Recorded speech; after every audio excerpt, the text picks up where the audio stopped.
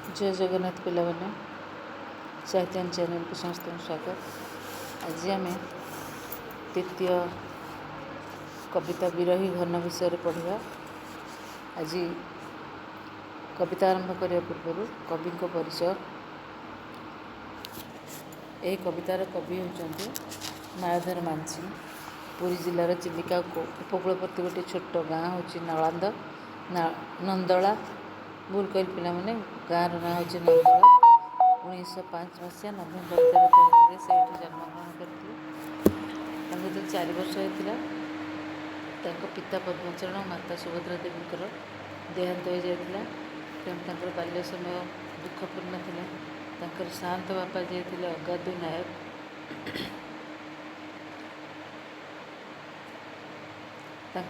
शिक्षार समस्त दायित्व नहीं। पारिकुदे प्राथमिक शिक्षा आरंभ होता बहु विलंबर। बाड़पुर से मध्य इंग्राजी विद्यालय उत्तीर्ण हो 1926 मसीह से मैट्रिक पास कले।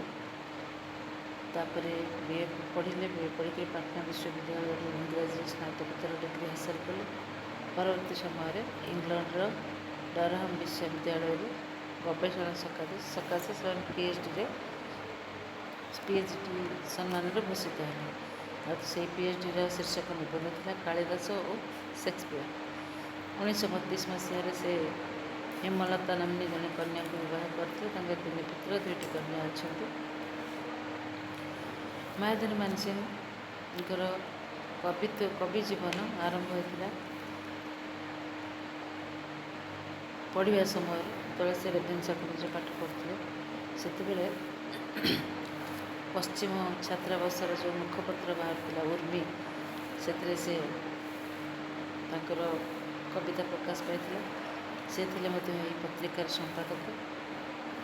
छात्र जीवन तार कवित्व स्फुरण होता जनाए। से जन स्पष्टवादी कवि निर्भीक और अप्रिय सत्ता जीवन में जो पदपदवी पाइबा कथा से पदपदवी से पाई पार नथिले। एमए पास करने सत्वे से शिक्षक आरंभ करते। चाकरी जीवन आरंभ करते शिक्षकता। अध्यापक भाव विलंबर नियुक्ति पाइले। डेप्यूटी कलेक्टर भी होबार सुजोग पाई किंतु स्पष्टवादी नीति जो से पदवी हर गोटे रचना रही शिक्षावितर गाथा। से जीवनर स्वप्न व्यर्थता आशा निराशा से सब विषय सुंदर भाव में वर्णना कर स्पष्ट भाषी। सत कथा कह केवल से पछघुंचा दिखती। छलनार मुखा पिंधि क्या दया बा क्या निर्भर कर चलने को पसंद करते। से गोटे स्वतंत्र व्यक्तित्वर अधिकारी। दुख जातना सही जाइछन्ति। सत कहवा फल जो दुख जातना मिले ताकू से सह करती कि केवे कौन सी कथा रे से डरी जाना। निजर जहाँ कहवा कथा निर्भीक भाव प्रकाश कर निज अपेक्षा से निजर देश को और जाति को बड़ बोली मन कर। मायाधर मानसिंह होती प्रेम और प्रणयर कवि। रूपश्री रूपमाधुर्य सातमहरा हेले भी संस्कृति और परंपरा को केवे भूली नाहंती। पल्ली परिसर से छोटू बड़ होती। तेणु पल्ली प्रणता हो कवितार गोटे अन्यतम दिग। से मानविकता को गुरुत्व प्रदान कर सबुज जुगर स्वप्नर परिवेश निजक मुक्त कर जीवन वास्तवता को देखी। से वास्तव प्रेमानुभूतिर निबिड़ चित्र अंकन कर विश्वास रखुले। कविता गुड़िक प्रायतः यही भावना देखा मिले वास्तव प्रेम अनुभूतिर भावना। कविता गुड़िक रस छंद शैली को से गुरुत्व देते। परकीय प्रेमर पूजारी रूपे सृष्टि कर निजर स्वतंत्र परिचय। जीवन कौन सी परिस्थिति साहित्य विमुख न हो से लेखनी चालन कर कारण सच्चिदानंद कवि सच्चिदानंद राउतराय मायाधर मानसिंह प्रशंसा कर ତାଙ୍କୁ ଧାରାଶ୍ରାବଣର ଆଖ୍ୟା ଦେଇଛନ୍ତି। 1967 ମସିହାରେ ତାଙ୍କୁ ମାୟାଧର ମାନସିଂହଙ୍କୁ ମିଳିଛି ମର୍ଯ୍ୟାଦାଜନକ ପଦ୍ମଶ୍ରୀ ପୁରସ୍କାର। ଏହି ବ୍ୟକ୍ତି ଜଣକ କେବଳ ଜଣେ କବି ନଥିଲେ, ଜଣେ ଅନୁଷ୍ଠାନ ଥିଲେ କହିଲେ ଅତ୍ୟୁକ୍ତି ହେବନି। ସେ ଏକାଧାରେ ଥିଲେ କବି, ନାଟ୍ୟକାର, ପ୍ରାବନ୍ଧିକ, ଔପନ୍ୟାସିକ, ଅନୁବାଦକ, ଭ୍ରମଣ କାହାଣୀ ଲେଖକ, ସମ୍ପାଦକ ଓ ସାହିତ୍ୟ ସମାଲୋଚକ ମଧ୍ୟ। ସାହିତ୍ୟରେ ଏମିତି କୌଣସି ବିଭାଗ ନାହିଁ ଯେଉଁଥିରେ ତାଙ୍କର ଲେଖନୀ ଚାଳନା ସେ କରିନଥିଲେ। ଯେଉଁ ବ୍ୟକ୍ତିମାନେ ତାଙ୍କ ସାହିତ୍ୟକୁ ନିନ୍ଦା କରୁଥିଲେ ଅହଙ୍କାର ବଶତଃ, ସେମାନେ ପରବର୍ତ୍ତୀ ସମୟରେ ତାଙ୍କ ସୃଜନଶୀଳ ଶକ୍ତିର ଉତ୍କର୍ଷତାକୁ ଅନୁଭବ କରିଲେ। ତାପରେ ସେ ତାଙ୍କର ବଡ଼ ପ୍ରଶଂସକ ପାଲଟିଗଲେ। ଏହି ଜଣେ ମହାନ ବ୍ୟକ୍ତିତ୍ୱଙ୍କର ଲେଖନୀ ସବୁଦିନ ପାଇଁ ନିରବି ଯାଇଥିଲା 1973 ମସିହା କୁମାର ପୂର୍ଣ୍ଣିମା ତିଥିରେ। ସେ ମରିକିରି ମଧ୍ୟ ମରଣଜୟୀ ହୋଇକି ରହିଛନ୍ତି, କାରଣ ତାଙ୍କର ଲେଖା ପାଠକ ସମାଜ ଦ୍ୱାରା ଯୁଗ ପରେ ଯୁଗ, ପିଢ଼ି ପରେ ପିଢ଼ି ଆଦୃତ ହୋଇ ଚାଲିଛି।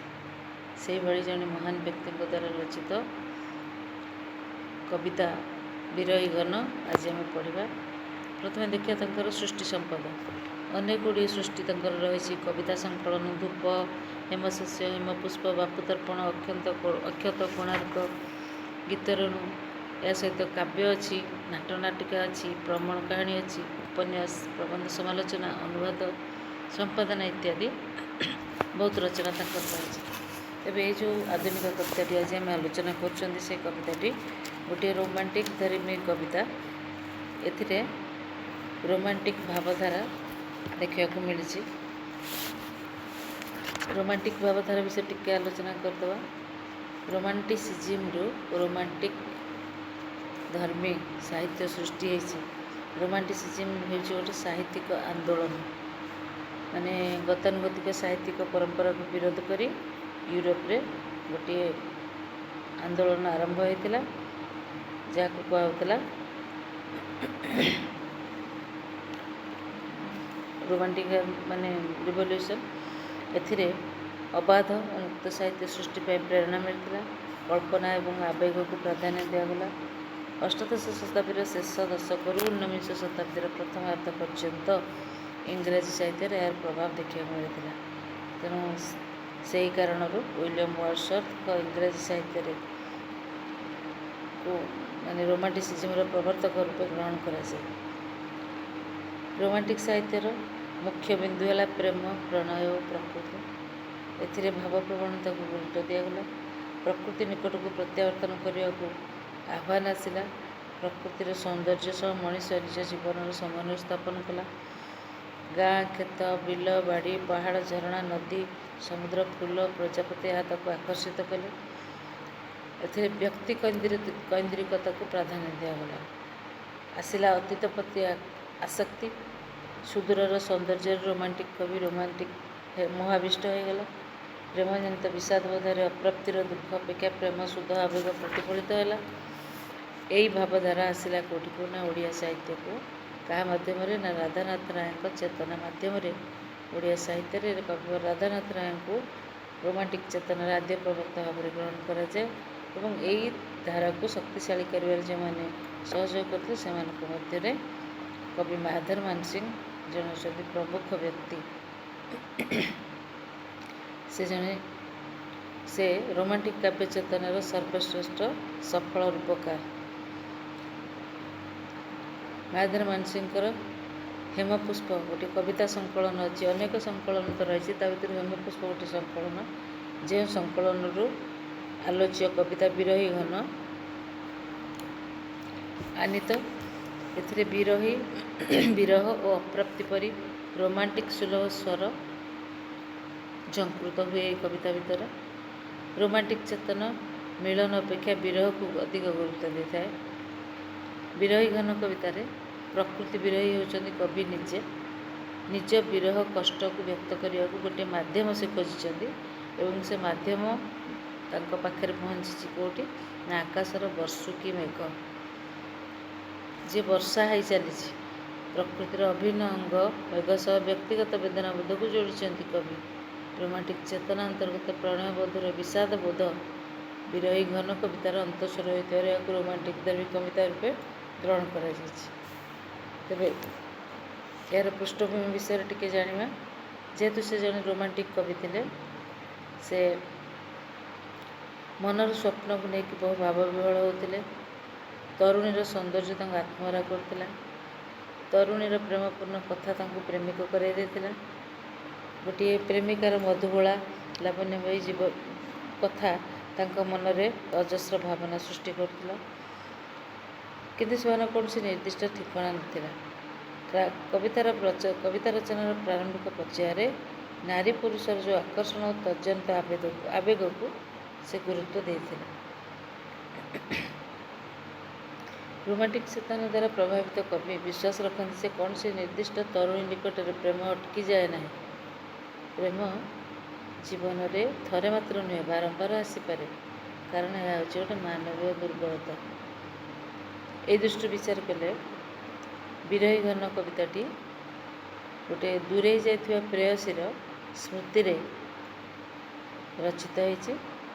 କବି ତାଙ୍କ ଜୀବନରେ ଏହି ପ୍ରେୟସୀକୁ କେବେ ଭୁଲି ପାରିନାହାନ୍ତି। ସେ ଯେଭଳି ତାଙ୍କୁ ଗୋଟେ ଜୀବନର ଗୋଟେ ଭିନ୍ନ ଅଙ୍ଗ ଭାବରେ ତାକୁ ଗ୍ରହଣ କରିଦେଇଛନ୍ତି। ନିଷ୍ଠୁର ସମୟ ତାଙ୍କଠାରୁ ସବୁଦିନ ପାଇଁ ଏହି ପ୍ରିୟା ପ୍ରେୟସୀଙ୍କୁ ନେଇଯାଇଛି ନେଇଯାଇଛି ଏବଂ ସେ ଦୁଃଖରେ ଭାଙ୍ଗି ପଡ଼ିଛନ୍ତି।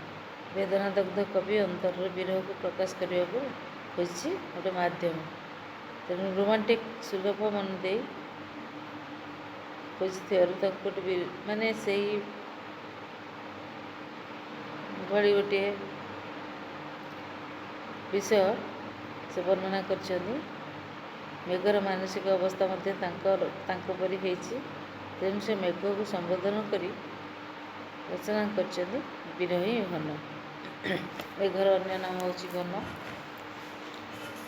ଏହାର ସାରାଂଶ ବିଷୟରେ ଦେଖିବା। କବିତାର ସାରାଂଶ କ'ଣ ହେଇଛି ନା, ଜଣେ ରୋମାଣ୍ଟିକ୍ କବି ଭାବେ ପ୍ରତିଷ୍ଠା ଅର୍ଜନ କରିଥିବା ଆମର ସାହିତ୍ୟ ଶିଳ୍ପୀ ଡକ୍ଟର ମାୟାଧର ମାନସିଂହ ତାଙ୍କ ତରୁଣ ସମୟର ଏଠି ରଚନା। ତରୁଣ ପ୍ରାଣର ଛବିଳ ମନ ନେଇ ସେ ଆତ୍ମହରା ହୋଇଉଠିଛନ୍ତି ଗୋଟିଏ ତରୁଣୀର ରୂପ ସୌନ୍ଦର୍ଯ୍ୟ ଦେଖିଲା ପରେ। ତାଙ୍କ ପ୍ରେମାନୁଭୂତିର ନିବିଡ଼ ଚିତ୍ର ଅଙ୍କିତ ହୋଇଛି ଏହି କବିତା ଭିତରେ। ବହୁ କବିତାରେ ତ ମଧ୍ୟ ସେ ଏଇଭଳି ଭାବନା ଚିତ୍ରିତ କରିଛନ୍ତି, କିନ୍ତୁ ତା ଭିତରୁ ବିରହୀ ଘନ ହେଉଛି ଅନ୍ୟତମ। ଏହା ସଂଗୃହୀତ ହୋଇଛି ହେମପୁଷ୍ପ କବିତା ସଂକଳନରୁ। ତନ୍ମଧ୍ୟରୁ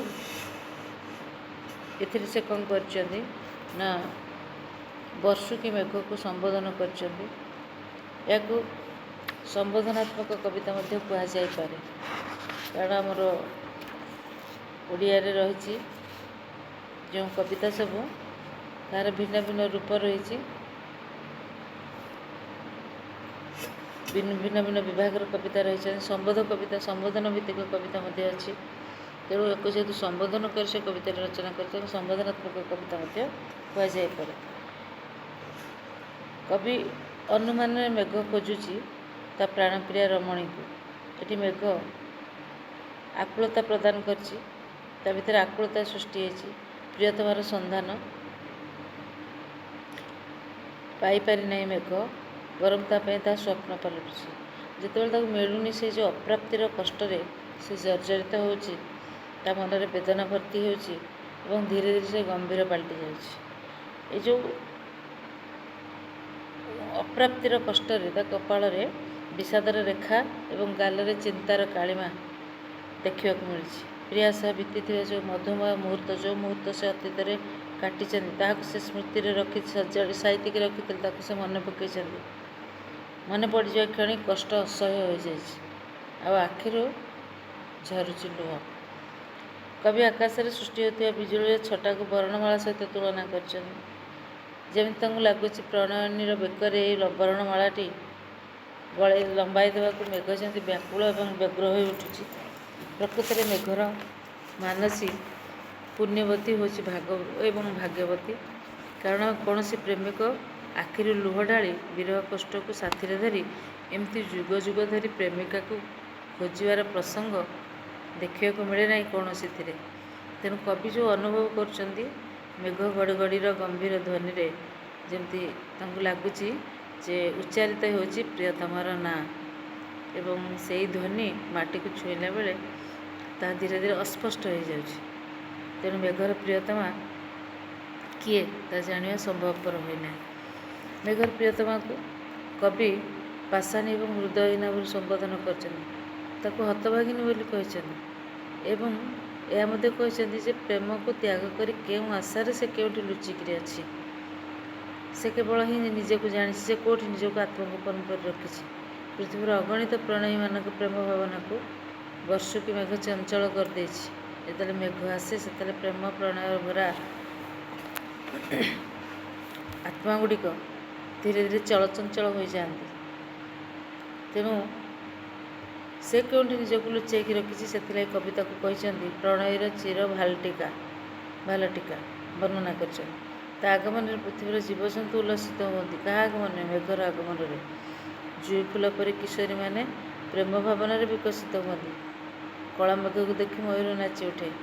ଦରଦୀ ବନ୍ଧୁଟିଏ ପାଇ ଯେମିତି ମୟୂର ତା'ର ଅନ୍ତର୍ଧାହାକୁ ଭୁଲିଯାଏ ଏବଂ ନିଜ ଭିତରେ ତାରୁଣ୍ୟର ଭାବ ସୃଷ୍ଟି କରେ, ପ୍ରେମ ପାଇବା ପାଇଁ ପ୍ରେମିକକୁ ଆହ୍ୱାନ କରେ।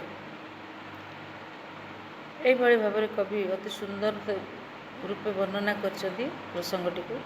ଶେଷ ପର୍ଯ୍ୟାୟରେ ଦେଖିବାକୁ ମିଳୁଛି ବ୍ୟକ୍ତିଗତ ଦୁଃଖକୁ କବି ଉପସ୍ଥାପନ କରିବାକୁ ଭୁଲି ନାହାନ୍ତି। ମେଘର ଦୁଃଖ ତାଙ୍କ ଭିତରେ ସେ ଦେଖିଛନ୍ତି ବହୁତ ସାମଞ୍ଜସ୍ୟ ଅଛି। ପ୍ରିୟତମର ବିଚ୍ଛେଦରେ କବି ପୀଡ଼ିତ ହୋଇଯାଇଛନ୍ତି। ଉଭୟ ଭିତରେ ରହିଛି ଅପ୍ରାପ୍ତିର ବେଦନା। କେହି କାହାକୁ ପାଇପାରିନାହାନ୍ତି। ଭଲ ସିନା ପାଇଛନ୍ତି କିନ୍ତୁ କେହି କାହାକୁ ପାଇପାରିନାହାନ୍ତି। ପୂର୍ଣ୍ଣତା ପ୍ରାପ୍ତି ହେଇନି। କବିଙ୍କ ହୃଦୟ ଆକାଶରୁ ଖସି ପଡ଼ିଛି ପ୍ରଣୟର ତାରା। ଶୂନ୍ୟ ହୋଇଛି ତାଙ୍କର ଜୀବନ ଆଉ ହାହୁତାଶ ଚିହ୍ନରେ ଛଟପଟ ହୋଇଯାଇଛି ଆତ୍ମା। ବିଚ୍ଛେଦ କଷ୍ଟ ହୃଦୟ ତନ୍ତୁକୁ ତାଙ୍କର ଝଙ୍କୃତ କରିଛି। ବିରହୀ ମେଘର ଲୁହ ସହ କବିଙ୍କ ଆଖିର ଲୁହ ଏକୀଭୂତ ହୋଇଯାଇଛି। ଆଖିରୁ ଲୁହ ଗଡ଼ିଗଲେ ଯେମିତି ମନର ଦୁଃଖ ସେଥିରେ ବୋହିଯାଏ, ମନର ଶାନ୍ତି ମିଳେ।